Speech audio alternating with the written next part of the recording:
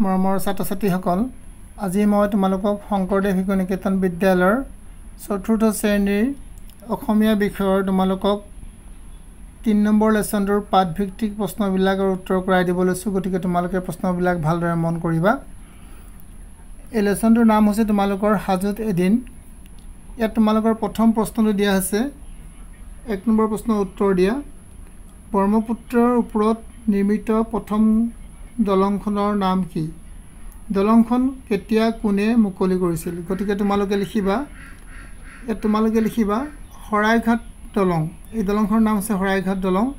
এই দলংখন তেতিয়াৰ ভাৰতবৰ্ষৰ প্ৰধানমন্ত্ৰী জৱাহৰলাল নেহৰুৱে 1962 চনত মুকলি কৰিছিল। মনত ৰাখিবা, 1962 চনত মুকলি কৰিছিল। ইয়াৰ পিছত হাজোক কিয় পঞ্চতীৰ্থ বোলা হয়? হাজোক আমি কিয় পঞ্চতীৰ্থ বুলি কওঁ? গতিকে তোমালোকে মনত ৰাখিবা, হাজোত হয়গ্ৰীৱ, মাধৱ, কেদাৰ, কমলেশ্বৰ আৰু গণেশ মন্দিৰ তীৰ্থ আছে। হিন্দুসকলৰ এই তীৰ্থস্থান 5খন হাজোত আছে বাবে হাজোক পঞ্চতীৰ্থ বোলা হয়। মনত ৰাখিবা, হাজোত 5খন আছে, সেইবাবে পঞ্চতীৰ্থ বুলি কোৱা হয়। ইয়াৰ পিছত তোমালোকে উত্তৰ পাবা। প্ৰশ্ন, গৰুচালক পাহাৰত থকা মছজিদটোক কিয় পোৱামক্কা বোলে? গুৰাচাল পাহাৰত, এইটো ভুল হৈছে, গুৰাচাল পাহাৰত থকা মছজিদটোক কিয় পোৱামক্কা বোলে?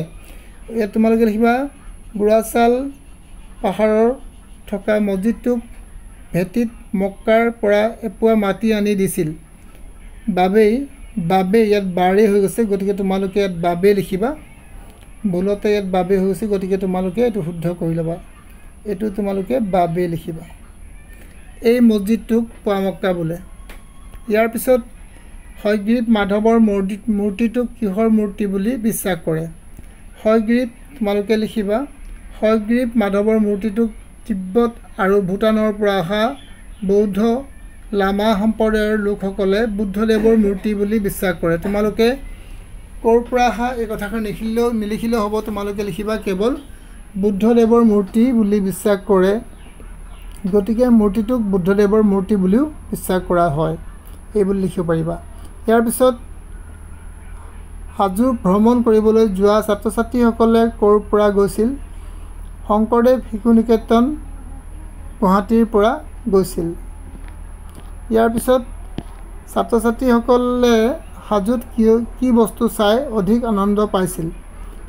মাধৱৰ মন্দিৰত থকা পুখুৰীৰ মাছ আৰু কাছবোৰ চাই অধিক আনন্দ পাইছিল।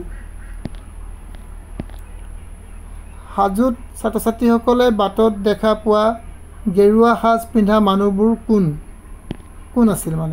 তেওঁলোকে তিব্বত আৰু ভূটানৰ পৰা অহা বৌদ্ধ লামা সম্প্ৰদায়ৰ লোক আছিল, এই বুলি তোমালোকে লিখিবা। এইবাৰ তোমাৰ হাজোলৈ তিব্বত আৰু ভূটানৰ পৰা বৌদ্ধ লামা সম্প্ৰদায়ৰ লোকসকল কিয় আহে হ'ব। এইটো কিয় আহে, এইটো আছে নহয়, এইটো কি হ'ব, কিয় আহে। মনত ৰাখিবা, এইটো কিয় আহে, এইটো কাটি তোমালোকে কিয় আহে লিখিবা। প্ৰশ্নবোধক চিন দিবা, কিয় আহে। ইয়াৰ পিছত তোমালোকে ইয়াৰ উত্তৰ কৰিবা কি?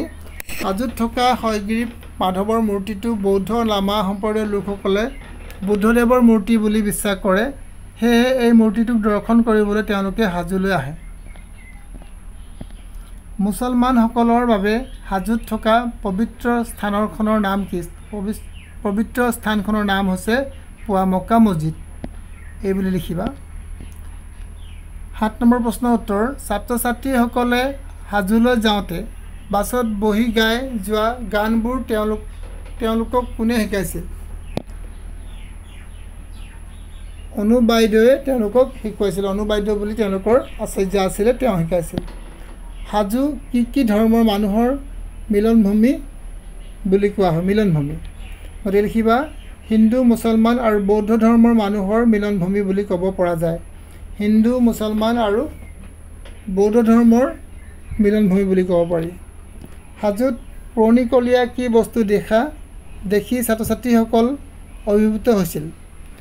পুৰণিকলীয়া ডাঙৰ ডাঙৰ মূৰ্তি ভীমে পইতা ভাত খোৱা চৰিয়া দাদা ডবা আৰু বৰকাঁহবোৰ দেখি ছাত্ৰ ছাত্ৰীসকলে অভিভূত হৈছিল মানে আচৰিত হৈছিল অভিভূত হৈছিল এই অভিভূত মানে আচৰিত হৈ যোৱা গতিকে তোমালোকে ইয়াৰ অৰ্থ পাবা শব্দ অৰ্থ লিখা সহযোগ পুৰণিকলীয়া স্থানীয় অভিভূত আৰু বৰকাঁহ আলহিয়াইছিল গতিকে তোমালোকে উত্তৰ লিখিবা সহযোগ মানে সহায় কৰা পুৰণিকলীয়া মানে হৈছে প্ৰাচীন স্থানীয় মানে থলুৱা অভিভূত মানে আচৰিত হোৱা ইয়াত তোমালোকে লিখিবা অভিভূত মানে আচৰিত হোৱা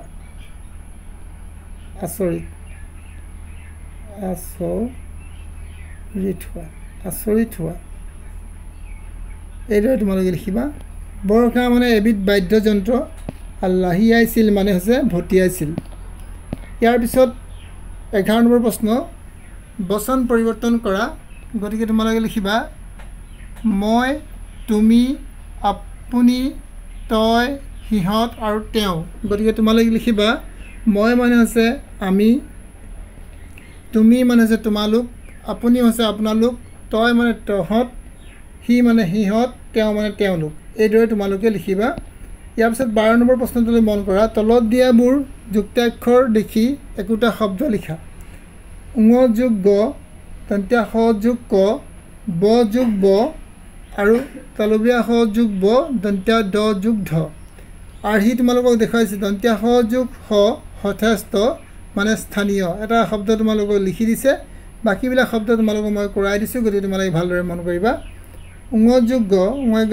মানে গংগা ঙ মানে তোমালোকে গংগা লিখিব পাৰিবা ইয়াৰ পিছত দন্ত্য স যোগ ক হয়কাচ ক ইয়াত কি লিখিবা হয়কাচ ক মানে আছে তোমালোকে বিস্কুট লিখিব পাৰা স্কুল লিখিব পাৰা ইয়াৰ পিছত ব যোগ ব আমি লিখিম ব 90 কি লিখিম 90 লিখিব পাৰিম 90 আৰু তলবীয়া স যোগ ব সবস্ব ব মানে আমি ঈশ্বৰ লিখিম ইয়াৰ পিছত দ যোগ ধ দধাধ্য ইয়াত লিখিছে বুদ্ধি আমি লিখিম বুদ্ধি লিখিম নহ'লে পদ্ধতি লিখিব পৰা বা বৃদ্ধি লিখিব পৰা তোমালোকে যিকোনো এটা লিখিলে হ'ব এইখিনি আছিলে তোমালোকৰ চতুৰ্থ শ্ৰেণীৰ অসমীয়া বিষয়ৰ 3 নম্বৰ লেসনৰ প্ৰশ্ন উত্তৰ যদি তোমালোকে এই প্ৰশ্নবিলাক বুজি পোৱা নাই তেতিয়া তোমালোকে মোক কমেণ্টত জনাবা আৰু বুজি নোপোৱাৰ কোনো কথা থাকিব নোৱাৰে যদি তোমালোকে মোৰ ভিডিঅ'বোৰ চাই উপকৃত হ'ব পাৰিছা তেনেহ'লে মোৰ চেনেলটো এবাৰ লাইক কৰিবা সাবস্ক্ৰাইব কৰিবা আৰু শ্বেয়াৰ কৰিবা আজিলৈ মই তোমালোকক ইমানতে এৰিছোঁ নেক্সট ভিডিঅ'ত আকৌ লগ পাম